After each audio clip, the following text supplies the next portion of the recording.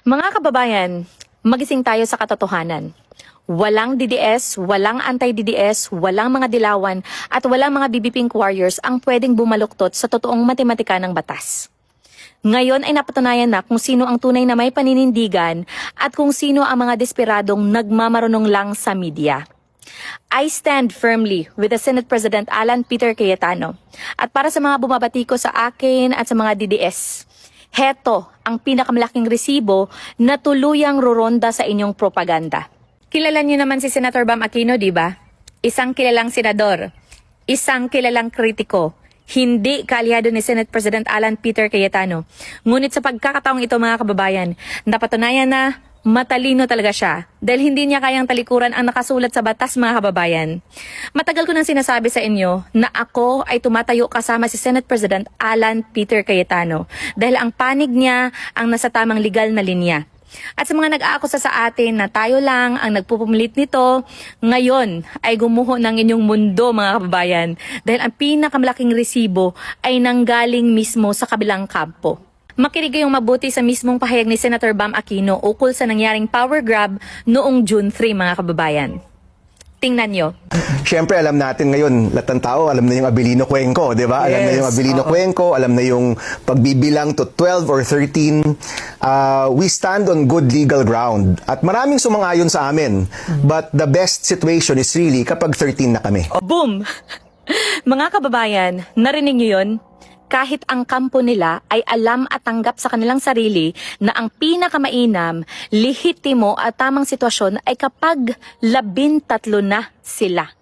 Ang problema, 12 lang sila noong June 3. Sila na mismo ang nagpapatunay na kulang ang kanilang numero para maging 100 valid ang kanilang laro mga kababayan.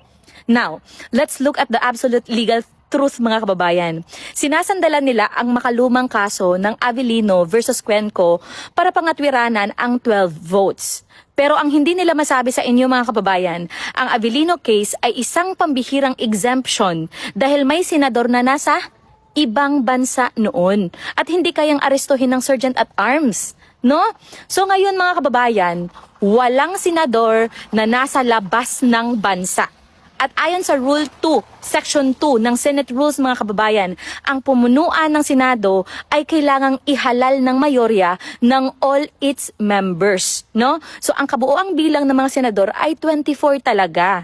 Kahit ibalik natin sila sa elementary school mga kababayan, ang mayorya ng 24 ay 13, no? So, ang 12 ay hindi kailanman magiging mayorya ng 24, mga kababayan. Okay? Ang ginawa nila noong June 3 ay isang lantarang paglabag sa institusyon, no? So, bakit nga ba natin pinapahalagahan ang pag-amin na ito ni Senator Bam Aquino, mga kababayan?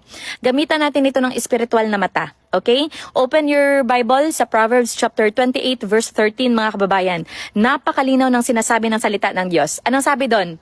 He who conceals his sins does not prosper, but whoever confesses and renounces them finds mercy. No? So kahit anong tago nila sa kanilang political agenda mga kababayan, ang katotohanan ay pilit na lumalabas sa kanilang sariling mga bibig, no?